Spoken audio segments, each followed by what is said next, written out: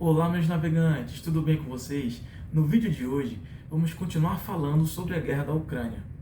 Mas, antes de começar esse vídeo, gostaria que desde já você pudesse curtir e compartilhar esse vídeo com pelo menos mais 2 pessoas que você conhece. Pois desta forma, além de você estar ajudando o canal, você também ajuda a propagar o conhecimento. E nós sabemos que conhecimento nunca é demais, não é verdade? E claro, se você ainda não é inscrito, se inscreve e ativa o sininho para você ficar por dentro de todos os lançamentos do canal. Você lembra que eu já te expliquei aqui no canal as origens das tensões lá no leste europeu que fizeram com que a Rússia invadisse a Ucrânia. Recomendo você assistir os nossos vídeos anteriores para que você possa entender os motivos que levaram a essa guerra, né? Pois em um vídeo eu explico a criação da OTAN e no outro vídeo eu explico a criação do Pacto de Varsóvia. Mas agora vamos ao resuminho que eu fiz aqui para vocês, bem didático, vamos lá. Basicamente, a explicação é a seguinte: após a queda do Muro de Berlim e o fim da União Soviética, diversas nações que antes pertenciam ao Pacto de Varsóvia resolveram aderir ao modelo capitalista de livre mercado e assim ingressar na OTAN, o que fez com que cada vez mais a OTAN se aproximasse da fronteira russa e assim aumentando as tensões que culminaram com essa invasão. Então, no dia 24 de fevereiro de 2022, tropas russas invadiram a Ucrânia e deram início a esse conflito, que colocou frente a frente 2 exércitos de tamanho e poderio militar bem diferentes. Vamos dar uma conferida aqui. O que, de certa forma, leva a gente a olhar os números friamente e entender e achar, que seria uma batalha muito fácil de ser vencida pelos russos, dada a diferença de poderio militar entre eles. Até mesmo os russos acreditavam numa vitória fácil. Segundo Moscou e Vladimir Putin, ele acreditava em uma operação de 3 dias apenas, que em 3 dias ele conseguiria, de forma rápida e eficiente, capitular toda a Ucrânia. No início da guerra, com a utilização de aviões como uma das principais formas de ataque, criou-se a expectativa de uma conclusão rápida e efetiva do objetivo militar na região. A meta a ser alcançada era criar um cenário de pânico e fazer com que, desta forma, as autoridades perdessem o controle sobre o governo e sobre as forças armadas, que, desmoralizadas, não ofereceriam resistência ao inimigo invasor. Mas algo que os russos não contaram era que o povo ucraniano mostrou um espírito e uma atitude de resistência e resiliência durante o conflito. Mesmo com infidelidade numérica e de equipamentos bélicos, o povo russo se uniu em torno de um único objetivo, que era expulsar o invasor russo, ou até mesmo habitantes se unindo e protegendo estátuas e monumentos culturais por toda a Ucrânia. Diariamente temos visto imagens e vídeos de tratores rebocando tanques de guerra russos. Talvez o cálculo político de Putin tenha sido que o presidente da Ucrânia, que nunca tinha sido político, era um comediante antes de ser eleito presidente, não seria capaz de unir o país em torno dele e de um ideal e fazer com que a nação resistisse à invasão russa. O que se mostrou um erro crucial de Vladimir Putin, porque nesse momento a guerra se encontra num momento crucial. Porque, de um lado, a Ucrânia não demonstra nenhuma possibilidade de abandonar o conflito e se render, e a Rússia, mesmo tendo perdido muitos homens e material bélico, insiste na invasão.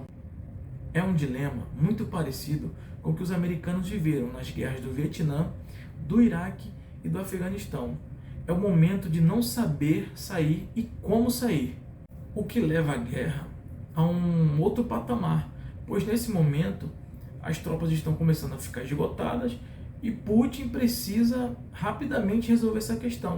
E os ataques russos, que inicialmente se diziam ser feitos apenas em áreas militares, hoje já não fazem distinção entre área militar e áreas civis. O que temos visto é cidades inteiras arrasadas e civis sendo trucidados diariamente.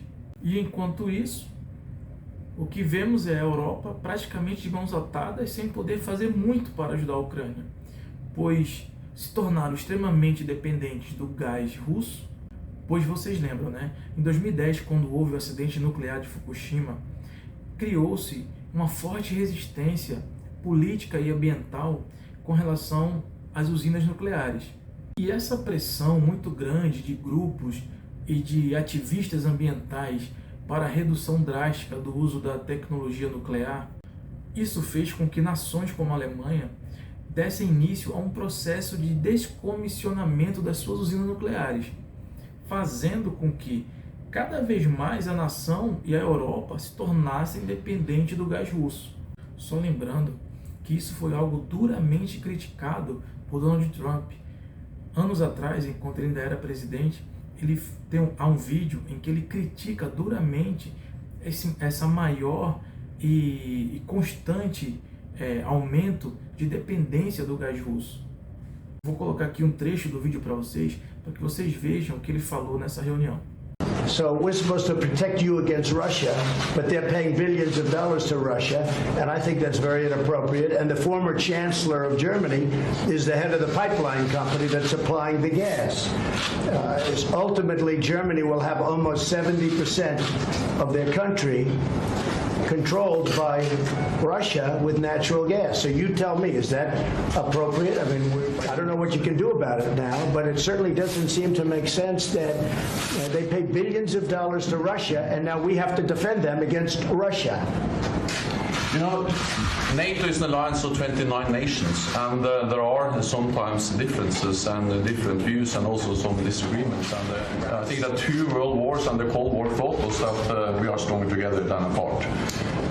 But how can you be together when a country is getting its energy from the person you want protection against or from the group that you want protection? Because we understand that when we stand together, also when dealing with Russia, we are stronger. I think what we have seen is that... No, you're just making Russia richer.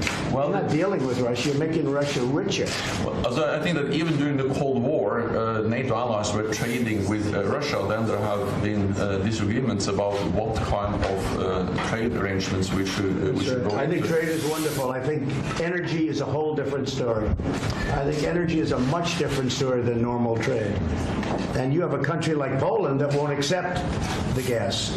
You take a look at some of the countries, they won't accept it because they don't want to be captive to Russia. But Germany, as far as I'm concerned, is captive to Russia because it's getting so much of its energy from Russia. So we're supposed to protect Germany, but they're getting their energy from Russia. Explain that. And it can't be explained, you know that. Agora restou às nações democráticas enfrentarem Vladimir Putin aplicando sanções econômicas. Algo que, de certa forma, leva um período para fazer efeito e, em alguns casos, não surte um efeito tão profundo na economia do país afetado pela sanção. E é feito desta forma para que uma ajuda mais contundente, mais direta, não seja entendido pelo presidente russo como uma agressão diretamente feita à Rússia, o que pode fazer com que a guerra se espalhe por todo o mundo. Basta a gente lembrar que já houve ameaças do Vladimir Putin a nações dos países bálticos que tentassem ou ajudassem diretamente a Ucrânia com armas de ataque. Então, basicamente, os países se limitam a enviar apenas ajuda humanitária e alguns equipamentos bélicos pontuais para ajudar no conflito. A cada dia que passa, a guerra fica mais sangrenta, cidades inteiras são devastadas, civis estão sendo mortos todos os dias, e enquanto isso, milhares de refugiados atravessam as fronteiras todos os dias, fugindo dos conflitos. Apesar de já terem se reunido algumas vezes para discutir o fim do conflito, o fim da guerra fica praticamente impossível pelas exigências impostas por Vladimir Putin, algumas delas bem absurdas. Entre elas estão a rendição da Ucrânia, a mudança da Constituição do país, impedindo que a Ucrânia entre na OTAN e na União Europeia, reconhecimento da Crimeia como parte do território russo, lembrando que a região da Crimeia foi invadida em 2014, e o reconhecimento das regiões de Donetsk e Lugansk, que ficam no leste ucraniano, como repúblicas independentes. Essas exigências ferem de forma contundente a soberania ucraniana, aplicando uma humilhação histórica e geopolítica. E deixa no ar a seguinte dúvida: o que garante que a Rússia vai respeitar o tratado. Porque se nós voltarmos um pouco no tempo, em 1994 foi assinado um acordo que a Ucrânia se desfaria de todas as suas armas nucleares, contanto que a Rússia nunca invadisse. E nós vemos que hoje já não é isso que aconteceu. Então fica essa preocupação no ar, porque o que garante que mais uma vez a Rússia não vai invadir a Ucrânia e fazer disso apenas o início de uma expansão militar muito maior por toda a Europa? A simples ideia de mais invasões traz à tona aquilo que aconteceu na década de 30, quando Hitler foi anexando e invadindo países e regiões, fazendo com que toda a Europa e o mundo entrassem numa guerra que quase levou à destruição de toda a Europa. Moral da história: a gente torce que as sanções aplicadas na Rússia comecem a fazer efeito e que esse conflito se resolva o mais rápido possível e chegue ao seu fim. Chega de destruição e que aquela região e a Europa voltem a ter paz novamente. Então é isso, pessoal. Espero que você tenha gostado desse vídeo. Quero mais uma vez aqui pedir o seu joinha, que você possa curtir, compartilhar e se inscrever no canal. E desde já, muitíssimo obrigado por ter ficado comigo até o final desse vídeo, tá ok? Obrigado, pessoal. Beijão a todos. Tchau, tchau.